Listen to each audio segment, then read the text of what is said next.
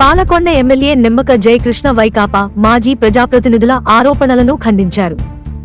వాస్తవాలు తెలుసుకోకుండా విమర్శలు చేయడం తప్పని అన్నారు. అన్నదాత సుఖీభవ రైతులకు అందలేదన్న ఆరోపణలు అవాస్తవమని, మాజీ ఎమ్మెల్యే కళావతి స్వగ్రామంతో సహా 600 మంది రైతులకు సాయం అందించబడిందని గుర్తు చేశారు.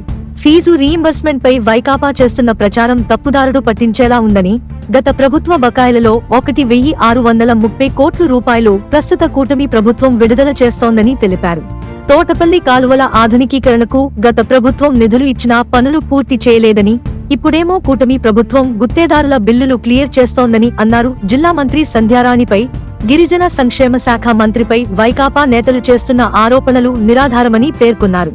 సంక్షేమం, అభివృద్ధి పదంలో సీఎం చంద్రబాబు, ఉప సీఎం పవన్ కళ్యాణ్ ముందుకు తీసుకెళ్తున్నారని, ప్రభుత్వం ఏర్పాటు వెంటనే పింఛను పెంపుతో పాటు ఉచిత గ్యాస్, తల్లికి వందనం, తోటపల్లి కాలువల ఆధునికీకరణకు గత ప్రభుత్వం నిధులు ఇచ్చినా పనులు పూర్తి చేయలేదని, ఇప్పుడేమో కూటమి ప్రభుత్వం గుత్తేదారుల బిల్లులు క్లియర్ చేస్తోందని అన్నారు. జిల్లా మంత్రి సంధ్యారాణిపై, గిరిజన సంక్షేమ శాఖ మంత్రిపై వైకాపా నేతలు చేస్తున్న ఆరోపణలు నిరాధారమని పేర్కొన్నారు.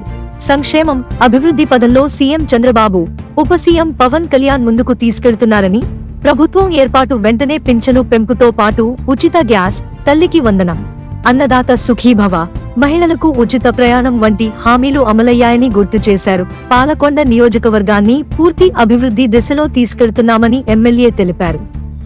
మరి మాజీ ఎమ్మెల్యే కళావతి గారు, అలాగే మాజీ ఉప ముఖ్యమంత్రి గారు, మాజీ గిరిజన శాఖ మంత్రి గారు పుష్పశ్రీవాణి గారు కూడా ప్రెస్ మీట్స్ లో కొన్ని అవాస్తవమైనటువంటి మాటలు మాట్లాడటం జరిగింది. ఒకసారి వాళ్ళు మాట్లాడినటువంటి పూర్తి స్థాయిలో మీరు చూస్తే, ముఖ్యంగా మరి ఇక్కడ ఉన్నటువంటి మాజీ శాసనసభ్యురాలు కళావతి గారు, మరి ఆవిడ ప్రెస్ మీట్ లో అన్నదాత సుఖీభవ మరి ఎవరైతే రైతులు ఉన్నారో వాళ్ళకి పూర్తి స్థాయిలో అందలేదని, కూటమి ప్రభుత్వం వచ్చాక రైతులకి దగా చేశారని మరి కళావతి గారు మాట్లాడుతున్నారు. మీరు ఎప్పుడైనా సరే పూర్తి స్థాయిలో మీరు ఎంక్వైరీ చేశారా? అన్నదాత సుఖీభవ రైతులకు అందరికీ పడిందా లేదని ఒకసారి మీరు డేటా తెప్పించుకుంటే మీకు పూర్తి వివరాలు మీకు తెలుస్తాయి. ముఖ్యంగా మీ గ్రామంలో, వండవ గ్రామంలో మీరు ఏవైతే ఇనాం భూములు ఉన్నాయో ఆ ఇనాం భూములన్నిటికీ కూడా నేను మొన్నను గౌరవ ముఖ్యమంత్రి గారికి చెప్పిన తర్వాత, అలాగే ఉప ముఖ్యమంత్రి గారికి చెప్పిన తర్వాత,